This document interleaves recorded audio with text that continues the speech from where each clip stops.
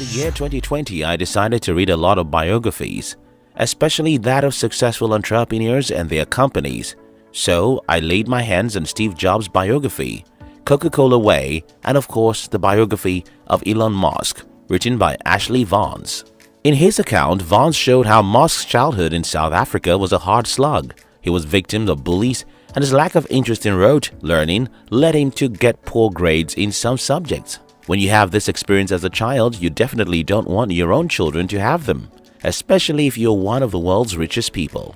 So Elon registered his kids at the Los Angeles Merriman School, a private educational institution for gifted children that requires pupils to pass an IQ test. As we all can expect, Merriman School is for rich kids.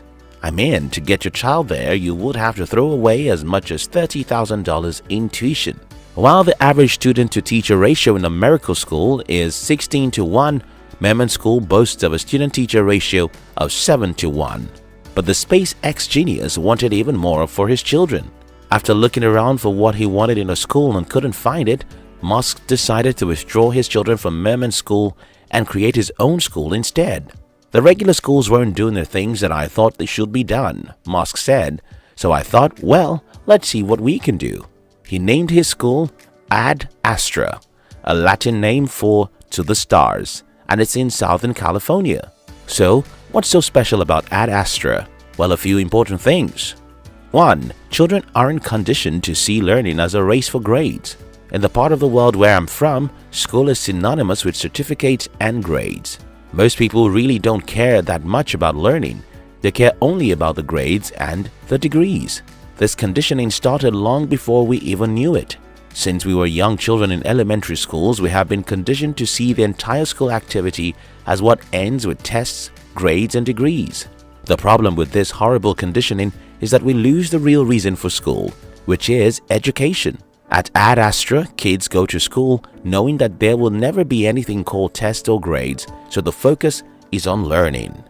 2. Ad Astra school students are not compelled to sit in any class or be in a school for certain hours. If you're a student in this school, when you're going to school in the morning, you know you're in control of whatever you learn today. If you hate a particular class or you're tired of a teacher's rant, all you have to do is get out. Really? Yeah, just get out of the class, and that's fine. You think about it. Why do we hate school so much?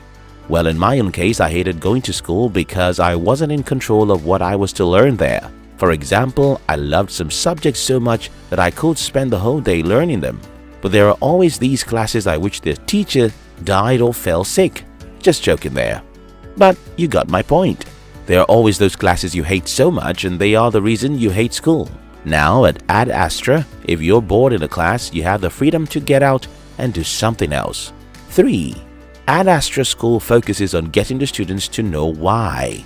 In an interview, Elon Musk said if you want to teach children how engines work, you wouldn't want to first teach them all about wrenches and all about screwdrivers. You would show them the engine and ask how they would take it apart. Then a very important thing happens, which is the relevance of the tools becomes apparent. Think about that for a moment. I don't know about schools in your part of the world, but where I'm from, you would sit in the classroom day after day, learning definitions of things without you having any practical understanding of how such things are useful. I remember learning about an accounting topic called bank reconciliation statement. Even though I was the best student in my class, this topic frustrated my life. Years after I left school and understood how banking works, I discovered that this accounting term is actually very simple. What made it difficult was that I had never entered a banking hall when my teacher taught me the theories about what is going on inside a bank. How best can we teach a child what screwdrivers are used for? Well, let's get them in front of the engines first. Then they can see practically what they need screwdrivers for. In this case, they don't even have to struggle to learn the definitions of screwdrivers. They know what it is via a practical experience. 4. Ad Astra makes children see school as a playing field. When I became a parent a few years ago, I was curious to know what researchers in the field of child education have found out. So I started reading. Thanks to Google, I read and read until this day I'm still reading. Regardless of their political or social background, everyone who studies children and their development comes to understand that children love to play. But wait, if you are like my father or other parents in the town where I grew up, Playing wasn't what you would allow a child to do for long. Unfortunately, several studies have found that everything a child needs to grow mentally, physically, and emotionally are inside play. Play makes children creative because it gets them engaged. Play makes them healthier too, and to crown it all, play is enjoyable, and it can actually be the best way to learn anything. Let's think about how best we can teach a child what traffic lights are. In school, you will sit down like prisoners and try to force the understanding of traffic lights into their heads. What if we get pupils outdoors, design the traffic lights, and use them as vehicles while we demonstrate what traffic light does?